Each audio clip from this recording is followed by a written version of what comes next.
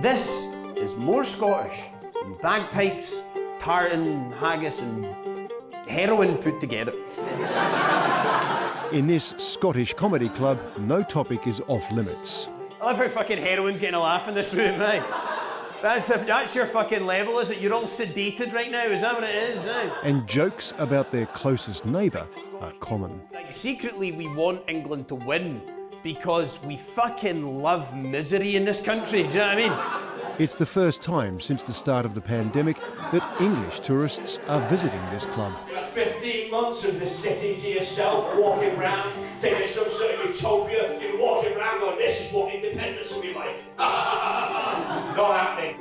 But here, north of the border, talk of independence is no joke. I'm here in Edinburgh, Scotland, where the Scottish National Party has just won a record 4th term in power. After centuries of struggle and in the wake of Brexit and the pandemic, many people are now asking, could this be Scotland's long-awaited chance for independence?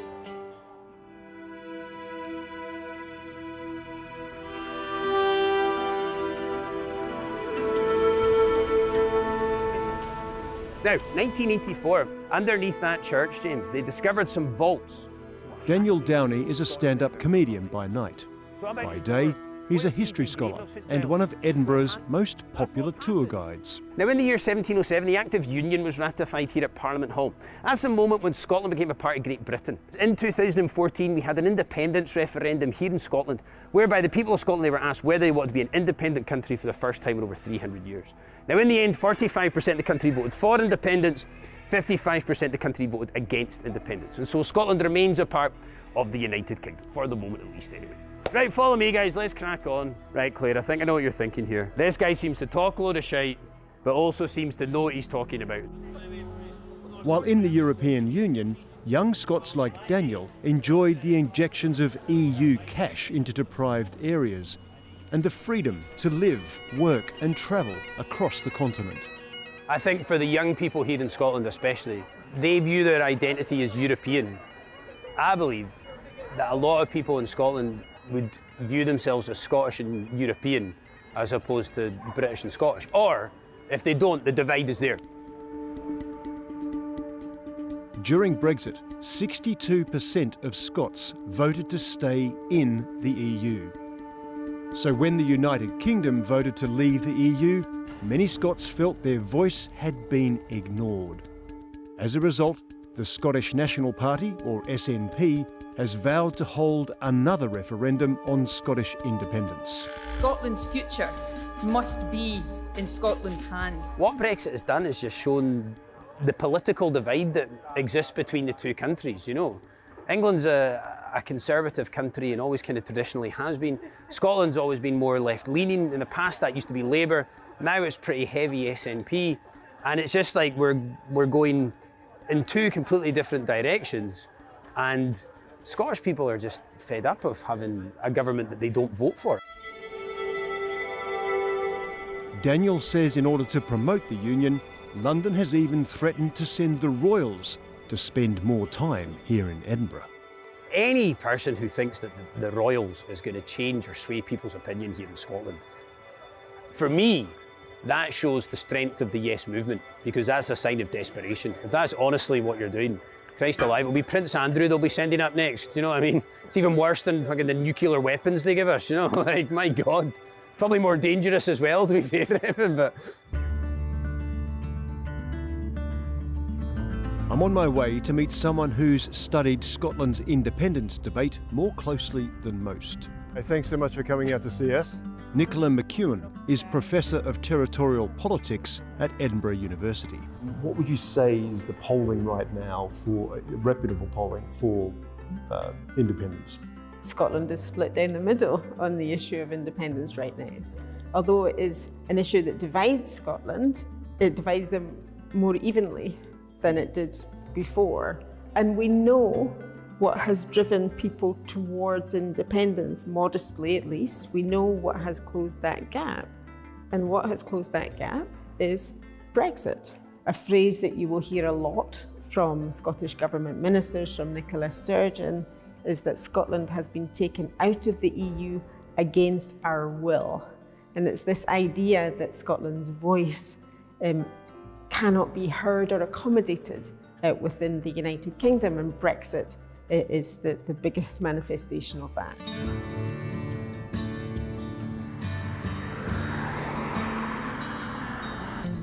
Leaving Scotland's south, I head north into the Scottish heartland. Beautiful, brooding and stark. Up here, new layers of Brexit bureaucracy are creating challenges for those making a living from this land. Most people in England haven't felt the full economic impact of Brexit. But up here in Scotland, where a large number of people work in exporting agriculture and seafood products, every extra document, every 2 or 3 day delay in getting their produce into Europe is affecting livelihoods. Kyleakin is a fishing town on the edge of Scotland's Western Isles and its chain of protected sea locks. It's widely known for producing some of Europe's most sought-after shellfish. Ballyphilip has spent most of his life fishing these waters. Morning. We'll hopefully get a day's fishing in. He now owns the town's biggest boat, and he hunts for prawns the traditional way, using creels, or small cages, what we might call pots.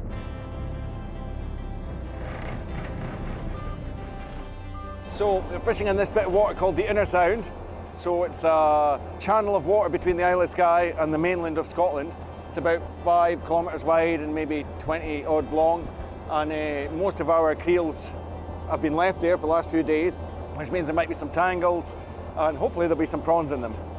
So we've got a huge sea area, huge fishing industry in Scotland, disproportionately bigger than England. In fact, it's bigger than England, even though we're only like 10% of the population of the UK. We've got 60% or something of the UK's fishing industry. But we don't get invited to the fisheries negotiations. He says Britain's current Conservative or Tory government fails to listen to these smaller Scottish fishermen or invite them to assert their claim on annual national quotas. And these are the kind of things that drive people towards independence. The fishing industry in Scotland, not myself, but much of the fishing industry in Scotland is traditionally Tory voting. But when you see the Tories behaving like they are towards the Scottish fishing industry, then they're just incentivising previously Tory voters to vote for independence in the SNP.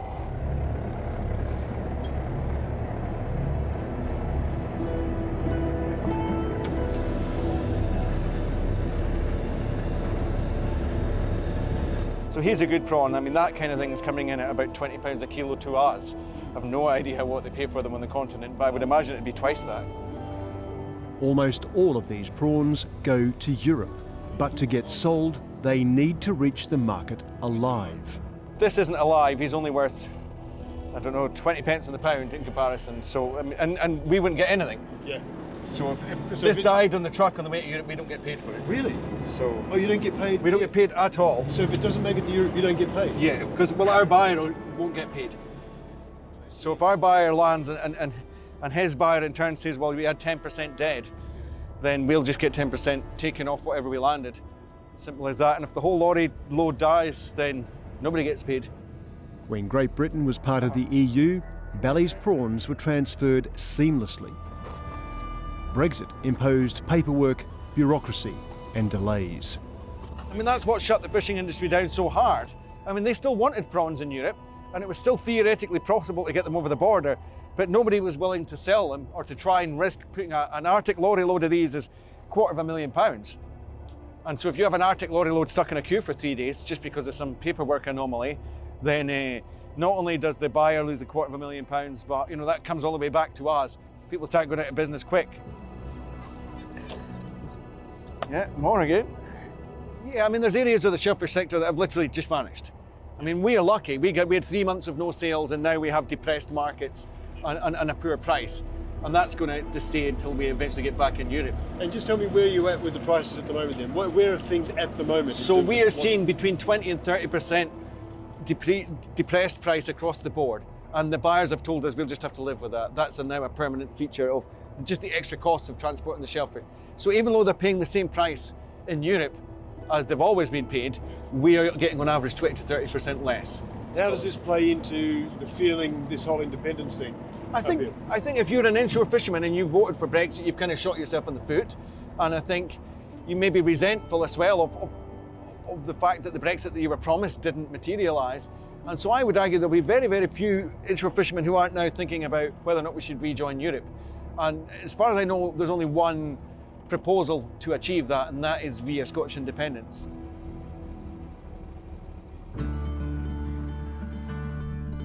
With communities here already feeling the effects of a messy Brexit, it's galvanising support from those previously against the idea of an independent Scotland. Listen and Wally both were ardent no voters. You know, both of them have said to me, listen, Wally, if we voted for Brexit, we're going to swing. You know what I mean? That's how compelling it was. Hello, hello. Hey, Wally, how you doing? Not bad, not bad. Hi. Martin, Raven. Bally's mate Martin was one of the 55.3% of Scots who voted against independence in the last referendum. I was very much against independence, be it as part of the UK. I, on my passport, would say I was British. And, you know, but I was always proud to be Scottish. And very Scottish. Why did you vote no in 2014? Because I wanted to remain in Europe. I wanted to remain in Europe more than wanted to remain in part of the United Kingdom. Most Scots voted against Brexit, right? What do you think has been the political impact on the pro-independence? I think it's been a boon for the pro-independence campaign. I think Why is that? It's convinced people that we're not in charge of our own destiny. You know, we got told we were this partnership of equals, and then after the Brexit vote, we weren't even invited to the negotiating table. We weren't even factored in. Now, I think anybody who voted against Scottish independence would see clear as day how we got treated in this partnership of equals.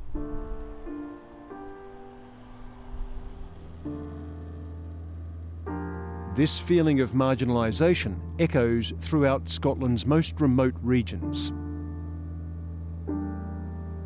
I'm heading to North Dell, on the island of Lewis in the Outer Hebrides. On the very northwest edge of Britain, this beautiful yet inhospitable island has forged a unique identity in its people, one of resilience and self-sufficiency. Our community here are very proactive, and if we're lacking something, we get our fingers out and do it ourselves.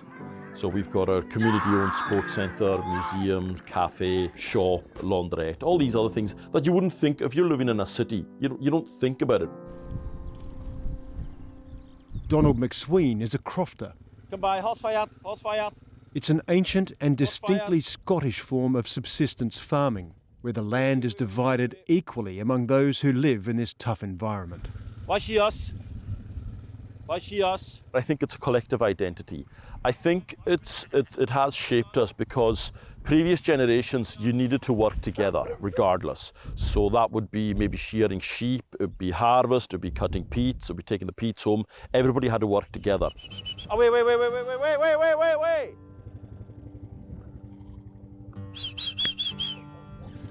Bud, come here, took hold of them, come here, touch. Good boy. For generations, people here have spoken Gaelic and eked a living from the moor. If it wasn't for the moor, people wouldn't have lived here, couldn't have been able to live here, because you will see that we have no trees here. So the moor is what gave them the fuel to heat their homes in the winter and do all their cooking. Just a word of warning, I'm going to be very loud here.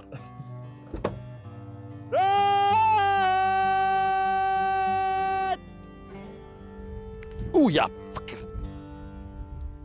just watch this one. If you go too close to her, she will she'll stab you with her horns. No, she doesn't. I don't think she likes you. No, she doesn't. So this one's a year old, for example. That's not ready to kill. If I sold that in market, what would I get? £500 maybe. Mm-hmm. With the average salary on the island just $32,000, well below the national average, crofters like Donald have relied on subsidies from the European Union to stay afloat. And since Brexit, a replacement to those subsidies is no longer guaranteed. If there was no subsidy system in place, I would have to sell lambs for £300-400 a head to make it worth my while. Lots of the lambs here would maybe be £40 a head. Yeah, I mean, it's only viable with the subsidies. The Scottish Government has protected these subsidies to 2024, I think, off the top of my head. We'll see what happens in the next few years. I don't know, but it's really uncertain. It's unlikely the UK will replace those subsidies without some new environmental regulations. But Donald has a more immediate problem.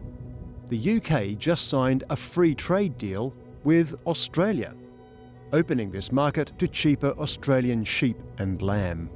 The Australian trade deal is sticking two fingers up at the agricultural sector. It's just, they're panicking. Westminster are panicking, and they're taking what they can get. They're not in a position to negotiate. It's a real worry for me. There's the direct impact of the trade deal, and it could affect me, but indirectly it could affect the rest of the community. And what's that going to do to the Highlands and Islands of Scotland? All of this has hardened Donald's belief that an independent Scotland would be better placed to look after its own affairs.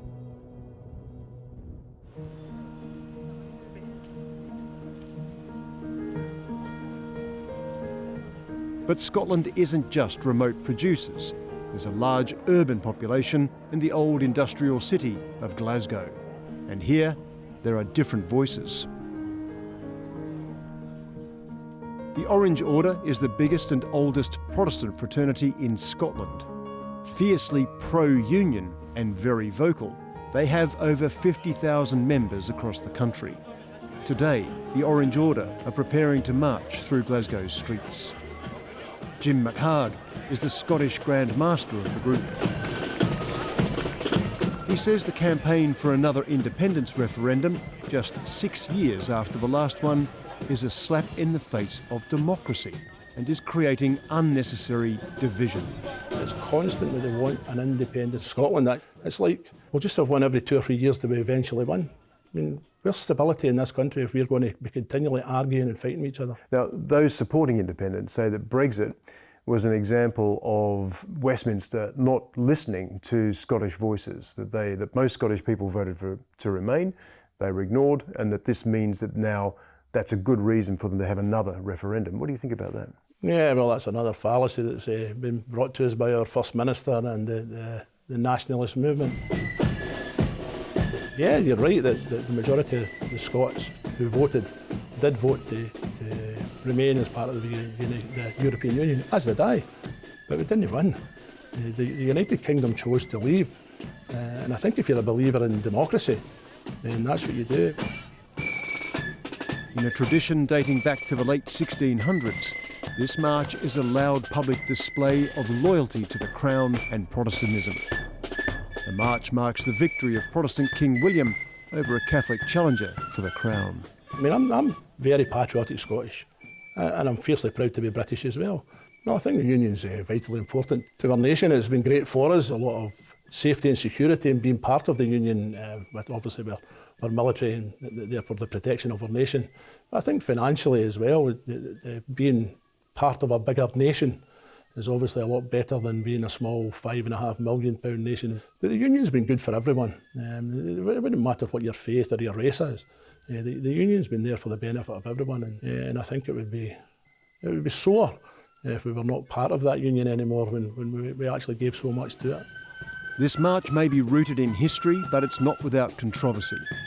This strong display of unionism is criticised by some Scottish nationalists for adding sectarianism to the debate for independence. Huge divide in the people in this country.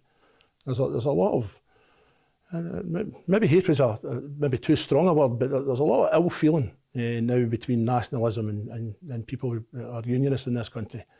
We have a lot of bully boy tactics from the nationalists, I have to say. Bully boy tactics? Yeah, if it's just on your social media and threatening people, and I think some unionist people, especially the older ones, they're afraid to make it known that they support the union because of the possibility of being threatened or attacked. During the 2014 referendum, things got nasty. Yes campaigners heckled and threatened pro-union MPs. And violence erupted in Glasgow's main square after Scotland voted no to independence.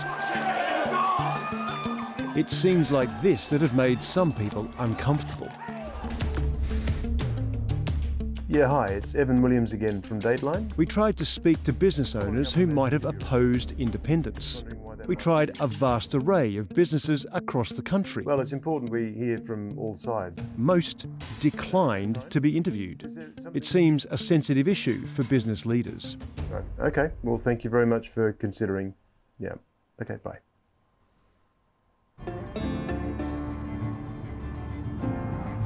But finally, someone agreed to meet us. I'm on my way to meet a farmer just north of the border between England and Scotland. Hi, Alan. How are you? Alan Stevenson grows wheat, carrots, rapeseed and potatoes, almost all of which goes to England. He believes there's a strong business case for Scotland to remain part of the United Kingdom, but says anyone who opposes independence is being bullied. You know, there's a lot of abuse in social media, horrible abuse coming from nationalists at a level that I find really quite upsetting. I don't think that's a politics that is good for our country, and it's getting worse. The tone of voice from the nationalists in Scotland is getting worse, it's getting more hateful, it's getting more angry. I think business people have a fear that there is a gradual politicisation of the government agencies that interface with the economy. And I have heard people say that there is an increasing view that they will only give money towards projects that reflect a kind of direction of travel towards independence. And they will not give money to people who've spoken out and been vociferous in opposition to the SNP.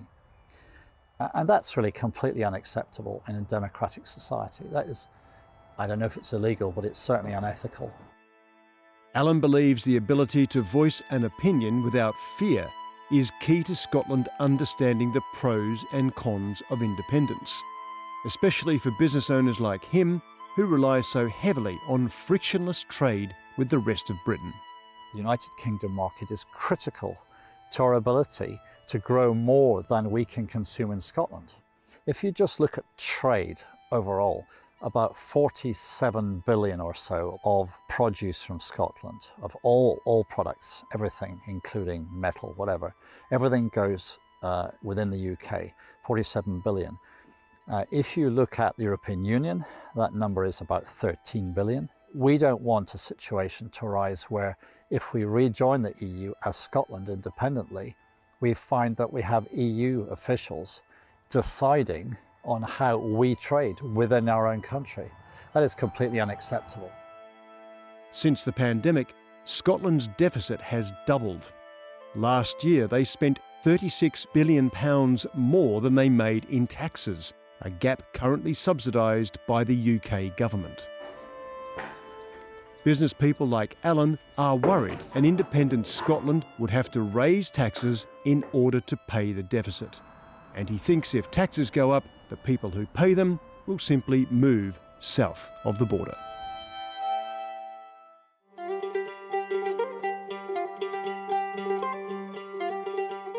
I'm here in Scotland, where talk of independence has ramped up in the aftermath of Brexit. A recent report has found that the cost of independence could be 2 to 3 times greater than the impact of Brexit. But Professor of Territorial Politics Nicola McEwen is more optimistic. There's no doubt that there would be an economic impact of independence in the short to medium term. There is widely acknowledged to be a fiscal deficit. In other words, Scotland spends more than it raises in revenues. But then as an independent country, they would be free to make their own choices, to spend less perhaps, to raise more perhaps, to borrow some as well. So I don't think that there are very many people on either side of the debate that would suggest that Scotland is too poor to be independent. But the interesting thing about this time and this context is that unlike in 2014, where the risk was all on the independent side, there are now seen to be risks with opposing independence.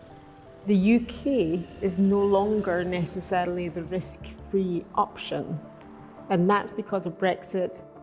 Despite the growing support for another referendum, the SNP has a legal hurdle. Under the rules of the Union, both governments have to agree to another vote, and Westminster has so far said it will refuse. I think on the international stage, if the UK was to lose Scotland, then I think it would further diminish its status in the world, and I think that's one of the reasons why they are so determined for that not to happen. Many in Scotland are now hoping a large new oil and gas field off the Shetland Islands will fund independence. But the SNP can only rule and call a new referendum because it formed a coalition with the Greens, giving them a one-seat majority. The Scottish Government has reached a proposed cooperation agreement with the Scottish Greens. We also, in this agreement, reaffirm our shared commitment to securing independence for Scotland. But will the Greens agree to the opening of an oil field that will generate carbon emissions equivalent to 16 coal-fired power plants a year?